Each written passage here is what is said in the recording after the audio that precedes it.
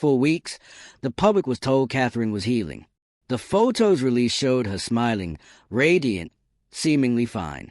But behind those carefully polished images was a darker truth, one Princess Beatrice couldn't ignore.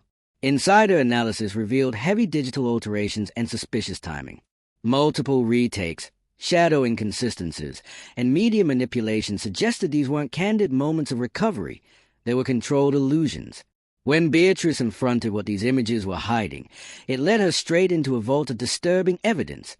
Sealed testimonies, mental health reports, and one damning message from Catherine herself. It wasn't just a set. If you love getting the real story behind the palace walls, don't forget to subscribe to the channel and tap the notification bell so you never miss an update. Segment: PB Photos. The illusion crumbled the moment Beatrice exposed the truth. Her investigation dismantled the carefully curated myth of Catherine's well-being, revealing a deeper crisis within the palace. Women suffering repackaged the strength to maintain an unshaken public image. Catherine's subsequent emotional video, where she detailed her mistreatment, made it impossible to look away. Beatrice, having risked her position, stood firm, not just in solidarity, but in defiance. Her demand for reform didn't just stir headlines.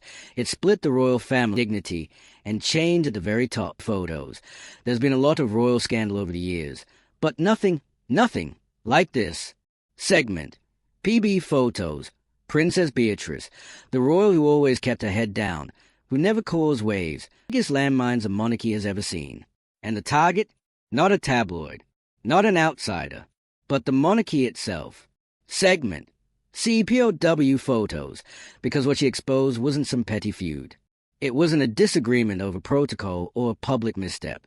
It was a system, a culture of silence, manipulation, and image control so deeply embedded in the royal machine that even a woman suffering in silence could be strategically edited out of reality. And that woman was Catherine, Princess of Wales. For months, people noticed something was off. She vanished from public life. No appearances. No real updates. The photos that did come out? Stiff, filtered, wrong. Even casual observers picked up on it. Something wasn't right. But what no one knew, what the palace worked overtime to cover up, was just how serious it was. Then Beatrice's letter leaked, and everything changed. In that private letter, Beatrice didn't just express concern. She condemned what she called systemic neglect and emotional cruelty aimed at Catherine. She didn't tiptoe around it. She didn't use palace-approved language. She made it very clear. The royal institution, in its obsession with control and legacy, had allowed Catherine to suffer behind closed doors. And it had loved getting the real story behind the palace walls. Don't forget to subscribe to the channel and tap the notification bell so you never miss an update. Beatrice's letter was just the beginning. She launched an internal investigation of her own. Working with cybersecurity experts, she tracked down evidence the palace never thought would see the light of day. What she found, absolutely damning. An intercepted voicemail from Catherine, reportedly pleading for help. A voice trembling, clearly in distress. Not a PR statement. Not a scripted message. A private cry for help.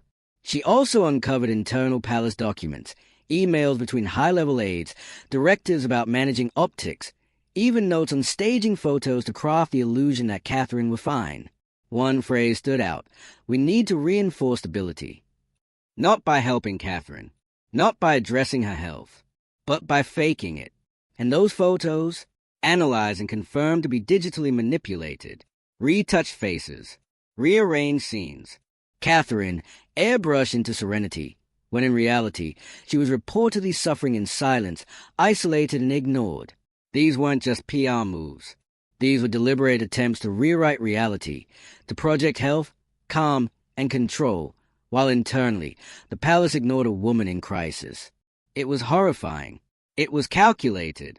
And it was all documented. Beatrice didn't keep the findings private.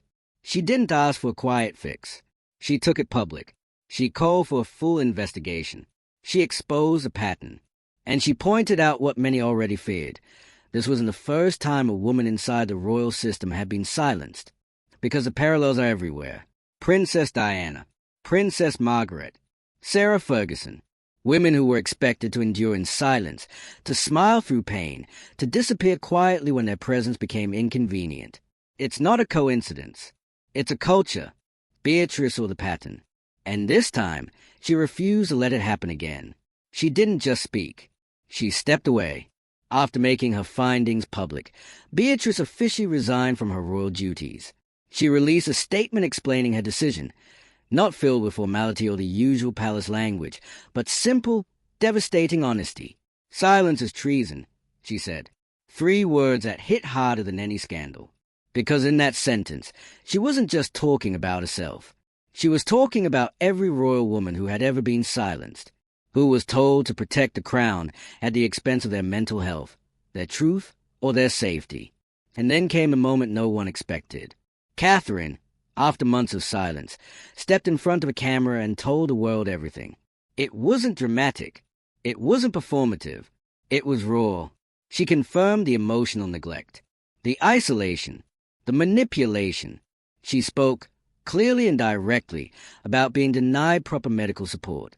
She described what it was like to be presented as fine to the world while privately struggling. And then she said it. They won't let me leave. That single sentence said everything. She wasn't just sick. She wasn't just overwhelmed. She was trapped, and she wasn't allowed to say it, until now. Catherine's statement wasn't about vengeance. It wasn't about blame. It was about truth, about letting the world see behind a carefully curated curtain. And once she said it, there was no going back. The public responded immediately. Support for Catherine exploded. People were furious, not just at the palace's actions, but at the cover-up, the fake photos, the silence, the cold, formulaic statements, the refusal to treat a senior royal's well-being as a priority, the refusal to treat her like a person. And Beatrice? She became something no one saw coming, the royal insider who blew it all wide open. She didn't leak gossip. She leaked proof. She didn't seek attention. She demanded accountability. And she risked everything to do it. And now, the palace is in crisis. They've issued one vague response. Nothing personal. Nothing meaningful.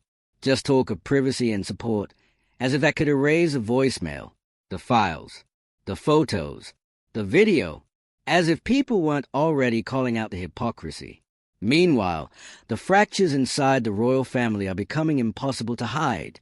Eugenie reportedly backed her sister, even going so far as to leak an additional recording supporting Beatrice's claims.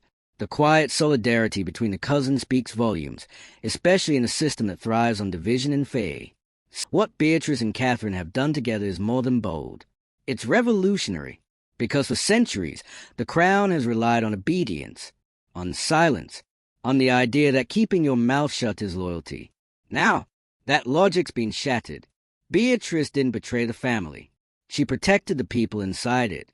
Catherine didn't break her silence for drama. She broke it to survive. This is no longer about royal gossip.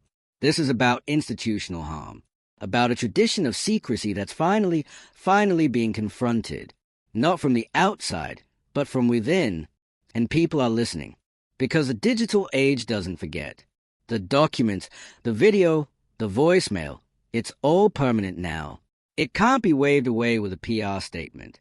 It can't be buried in a news cycle. The world is watching, and for once, it's not looking at tiaras. It's looking at truth. This moment matters. It matters because Catherine finally got to speak. It matters because Beatrice refused to let her suffer alone.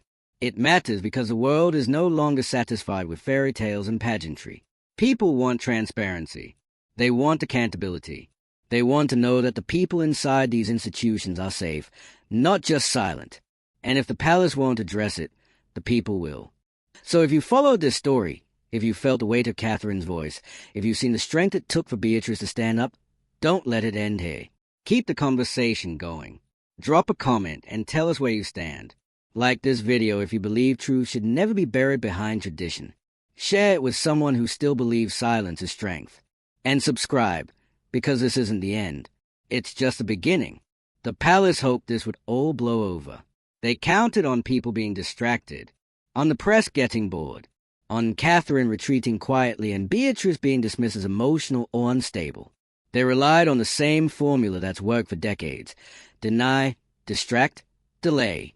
But it's not working this time, because people aren't looking away. They are looking closer. And what they are seeing now is an institution built on silence, a place where suffering is managed, not healed, and where women are expected to endure rather than speak. For Beatrice, that realization was a breaking point. She didn't stumble into this. She wasn't manipulated into leaking the letter. She chose to, deliberately, after seeing the patterns, reading the sealed files, listening to that intercepted voicemail, and watching a woman she called family disappear under the weight of royal PR. She'd seen the signs before. Everyone had. Diana's tragic unraveling wasn't a mystery. It was a warning. But the institution never changed. It just got better at hiding it. More strategic. More digital. More calculated. Beatrice could have stayed quiet.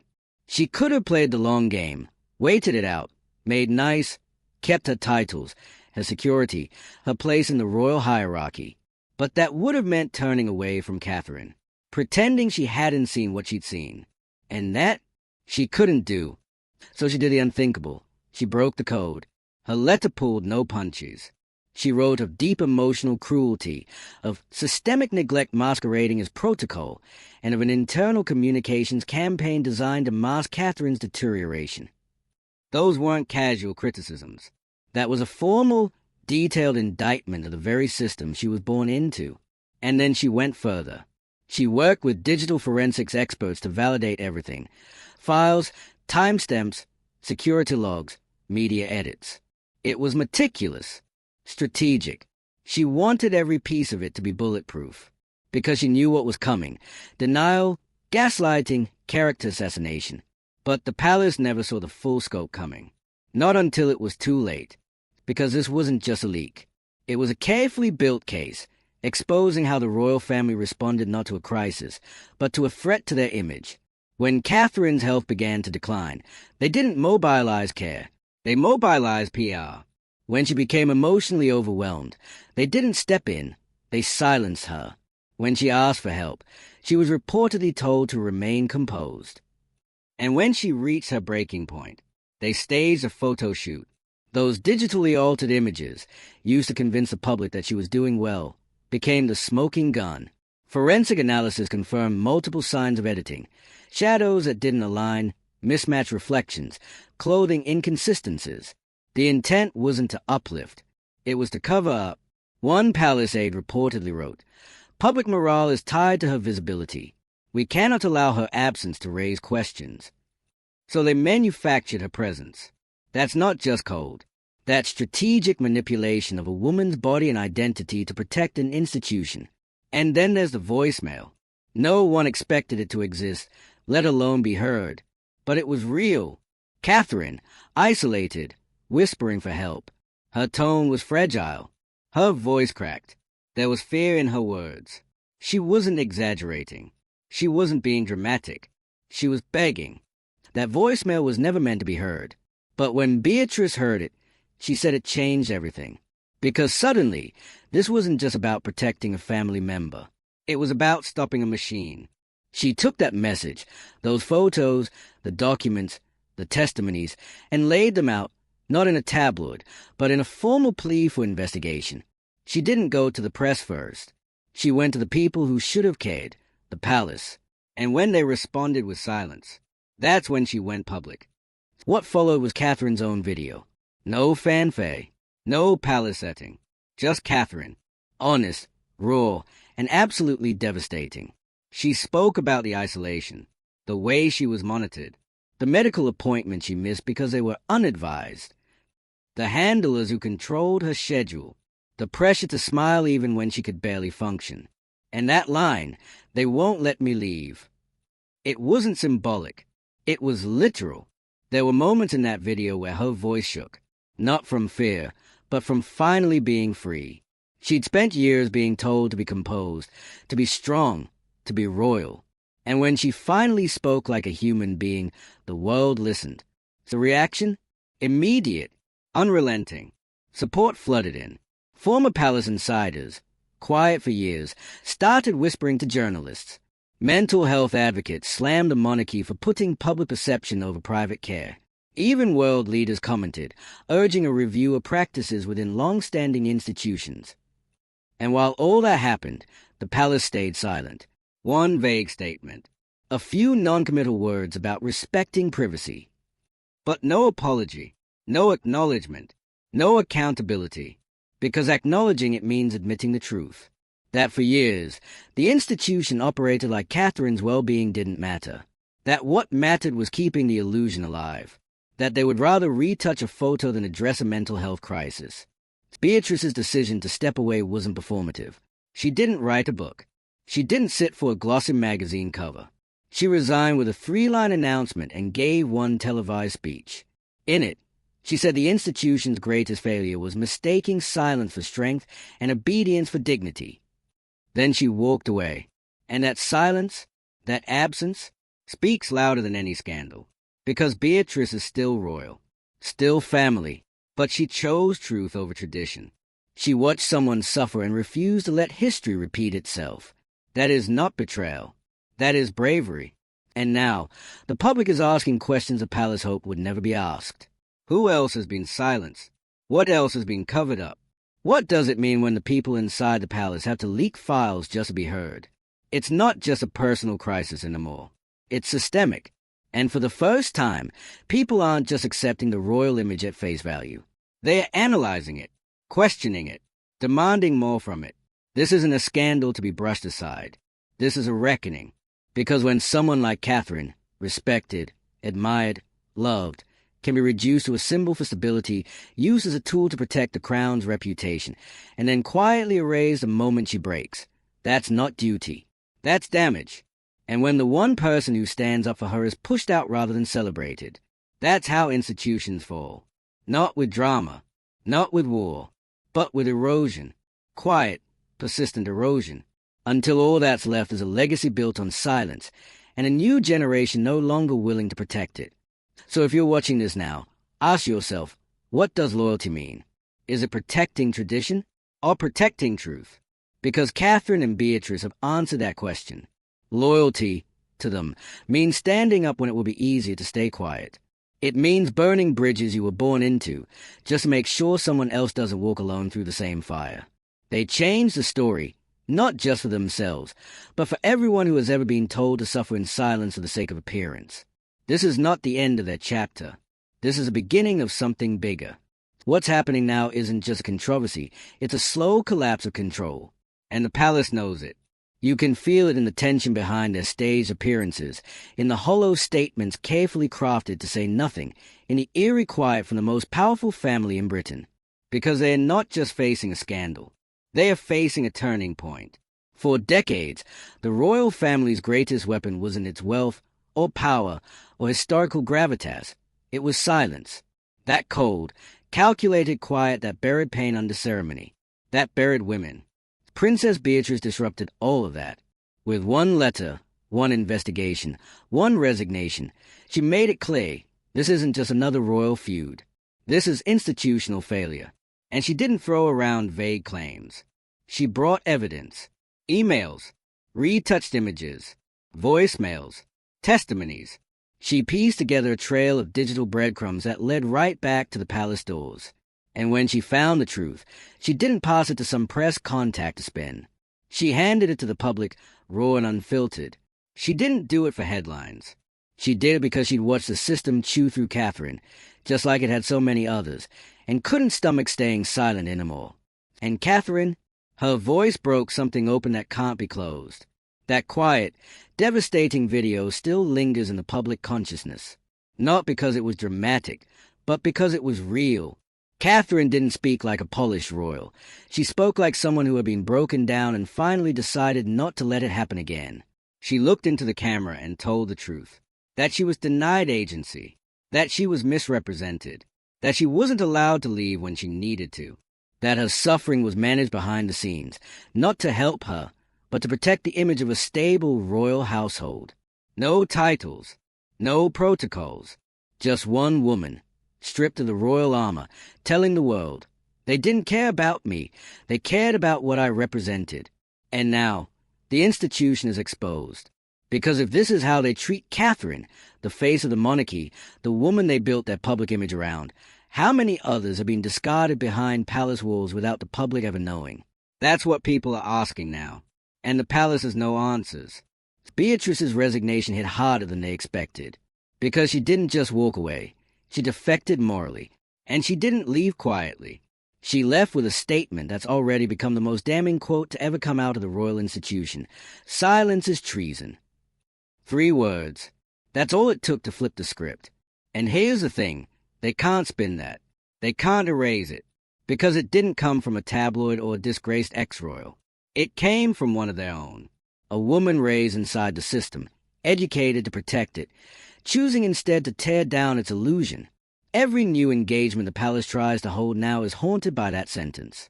Every wave, every photo op, every vague press release gets buried under the weight of the question, why haven't you addressed what happened to Catherine? Because it wasn't just emotional neglect. It wasn't just manipulation. It was coordinated, documented, systemic, and still, they say nothing. The longer the silence stretches, the louder the public gets. Because people aren't stupid. They see the pattern. They remember Diana. They watch women inside the system smile through pain until they disappeared from view, either literally or symbolically. And now, 2 women have refused to disappear. Catherine spoke. Beatrice acted. And the world isn't letting this story fade. Because it's not just about the royals anymore.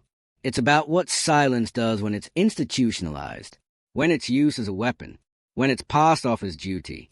People see their own workplaces in this story, their own families, their own pain. And that's why this moment is dangerous for the palace. Because it's not just a royal reckoning, it's a relatable one. The kind they can't spin away with pearls and protocol. So what happens now? That depends on whether they keep pretending or finally face what's been exposed. Because the truth is already out. The files are public. The video is permanent. Beatrice has walked away. Catherine has spoken.